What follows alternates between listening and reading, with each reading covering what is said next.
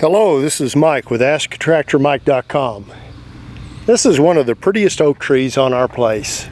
And it's always had a bunch of brush underneath it, and I just got the time here this last couple of weeks to clean out underneath it. And next year that's going to be mowed and that'll be grass. And I was all excited and happy to get that area cleaned out. And then I ran into something I want to show you that really disappointed me. Let's go up and get closer. Somebody who owned the place before me decided to just make this tree into a fence post. And there's lots of strands of wire that's grown into the tree. And when they moved the fence and everything, they just cut it off and left it. They didn't get it out of the tree, and now it's grown into the tree. It comes in there and out over here. And this is probably an 80-year-old oak, maybe older. And that's probably going to shorten its life, having that wire through there. That's one bad thing. And the second bad thing is when it dies and some poor fool comes up here with his chainsaw to cut this log up, they're going to ruin the chainsaw blade in there. So this is not related to tractors per se, but just a little piece of advice. If you have to use a tree for a fence post, get a treated 2x4 and put it down the straight side of the tree, and get some long lag screws and attach the 2x4 to the tree, and then attach your fence to your 2x4. What will happen as the tree grows, it'll push the treated 2x4 out. With wire, the tree tends to grow around the wire, which is what's happened here. There's no way I can get that out. And it's really disappointing. Now, this is the second tree on my property I've found this way, and like I said, it really disappoints me. When I cut this off, your tendency is to cut it off level with the tree, but I'm going to leave a little bit of the wire hanging out.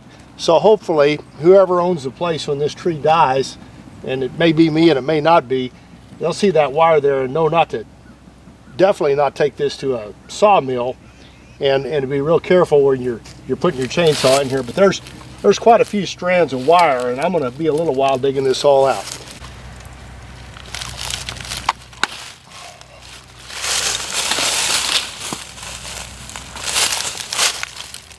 Please don't ever use a tree as a corner post.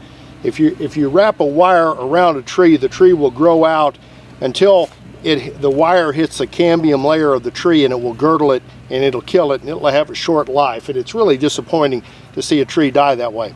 Now I'm going to give you a little bit of advice about how to do a corner post. Let's go back up in the yard. I've got something I'm going to install here for a corner post pretty soon, and it's easy and economical. It's the best way to put in a corner post.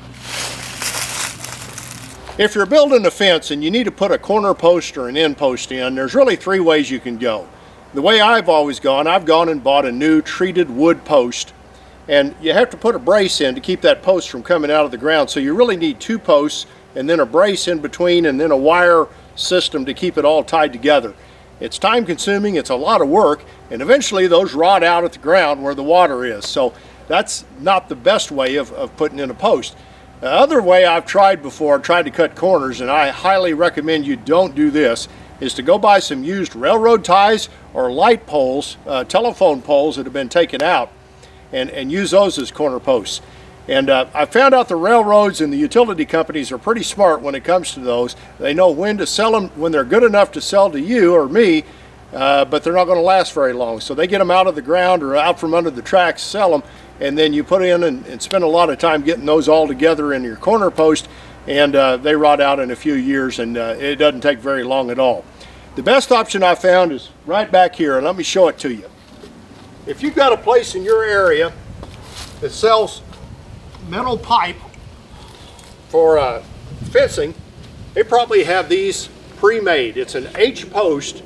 It's made out of 3-inch material on the ends here, and then these braces in between. And I've had this for a year, still haven't got it in the ground, but I'm going to get it in the ground this spring. I think I paid $125 for this, and to me, it's well worth it to have this made.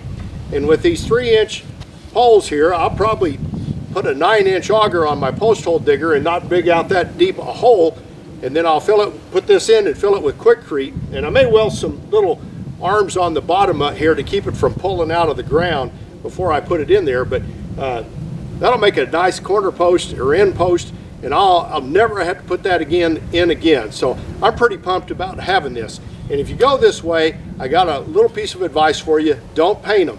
They'll turn a nice pretty color of brown that kind of looks antique-y, and you'll never have to maintain them. If you paint them, you got to keep them painted, and that can kind of be a full-time job. So if you have a pipe place in your area, you could probably get these pre-made. You may be good enough with a welder to make one yourself, but this is the best way to put in a corner post or an end post, in my humble opinion. Thanks for watching my videos. I'm doing Q&A, and to sign up to get an email when I posted a new Q&A video, go to my website, asktractormike.com, and sign up. I'd love to have you as one of my subscribers. Thanks for watching.